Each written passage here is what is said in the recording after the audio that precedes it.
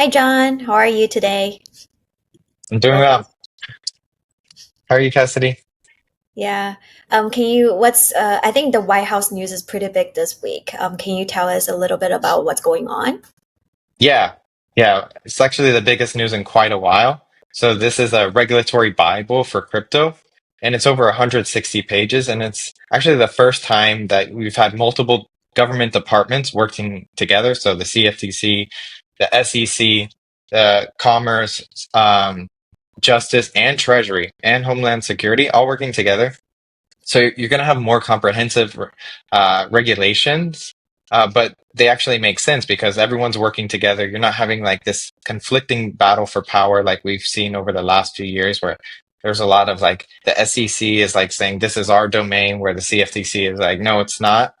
Um, this is going to make it a lot more clear for institutions working within, crypto in the US. And it actually is really bullish for DeFi and self-custody rights. So we're going to see more DeFi integrated with mainstream finance. And I think we've seen a lot of things leading up to this, especially like with the Genius Act, and all the stablecoin, debate on Washington Hill. And yeah, it's going to be a lot more public-private partnerships going on. So we're going to have more safe harbor regulations to make sure that things can operate under like certain rules, but it gives new startups a room to grow. A lot of people are saying that this is the golden age of crypto in America, and I really think it is because no other trading block or country has really set up like this comprehensive legislation and framework for startups in crypto.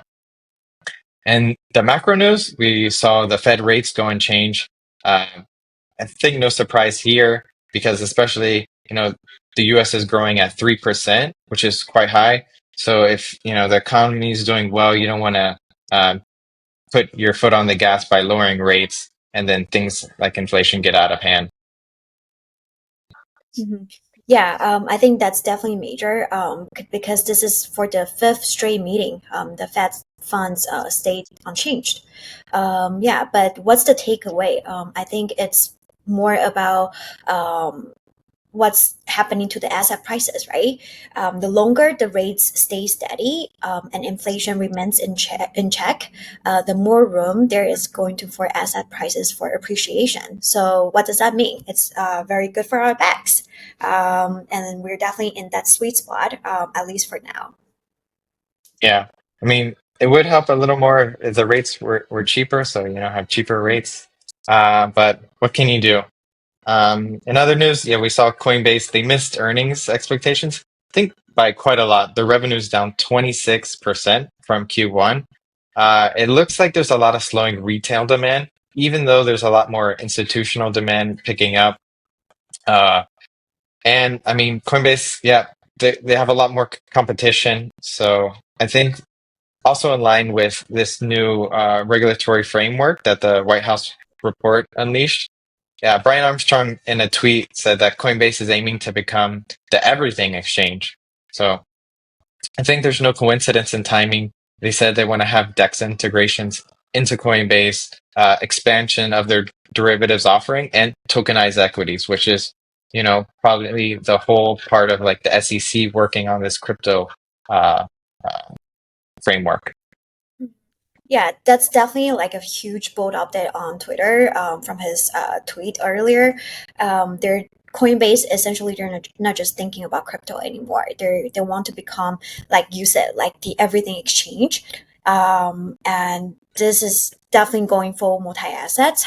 They're definitely bridging traditional and decentralized markets into one unified platform. But we need to think about why though. Can you like why do you think Coinbase is doing this? Yeah, it seems like first everyone is trying to become the everything app, and Mhm. Coinbase's business is being eaten from multiple angles. So DEX has actually captured 23% of spot volume in Q2.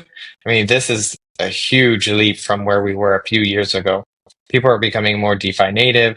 They're only using exchange as an on-ramp, and then to get the long tail of assets, you actually need to use a DEX. So by integrating DEXs directly into the platform. Coinbase doesn't have to, add coins one by one. They could, add millions at a time. And then a lot of volume has actually gone from spot to perps. So you've seen this a lot on Binance and Hyperliquid. I mean, most of the trading's done on perps, and that's where actually most of their revenue is coming from. I mean, the funding rates can be pretty high in some volatile situations, but that's good for the exchanges. And you're seeing more institutional and DGen players want to get more leverage, so they're switching to perps. And then third, you're also seeing Robinhood, which was a traditional, stockbroker, go into crypto.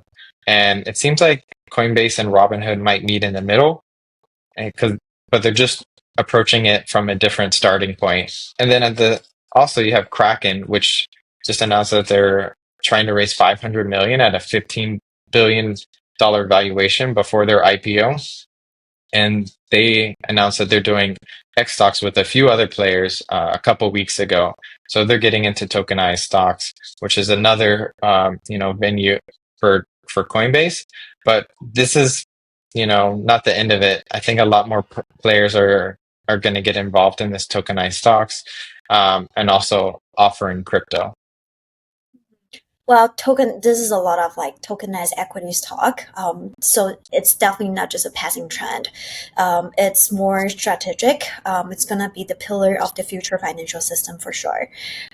With the White House new digital assets framework, supporting all the regulatory and also integration for decentralized technologies, we're definitely entering a new era. But something fun this week. It's Ethereum's 10-year anniversary. Happy birthday to Ethereum. It just also hit year-to-date highs earlier this week, although it's now a little bit after the Fed news. But it's been 10 years, a decade. Yeah, it's gone by pretty fast. I'd love to see what happens in the next 10 years because, if you thought about Robinhood building their own chain and all these other like layer twos that are now on Ethereum. And I can only imagine what we're going to see over the next 6 months in terms of like the Ethereum ecosystem. It's a big one. So happy birthday, Ethereum. And thank you everyone for joining the round trip. We'll see you next week. Thanks.